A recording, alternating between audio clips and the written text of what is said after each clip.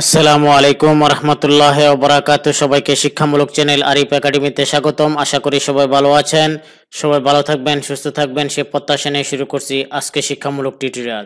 আজকে শিক্ষামূলক টিউটোরিয়ালে আমরা যেটি শিখব বা জানবো সেটি হলো ফাইল কি।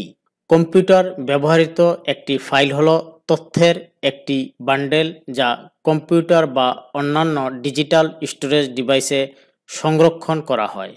এক একটি ফাইলে এক এক ধরনের তথ্য থাকতে পারে, যেমন টেক্সট, ছবি, অডিও, ভিডিও বা প্রোগ্রাম, কোড ইত্যাদি।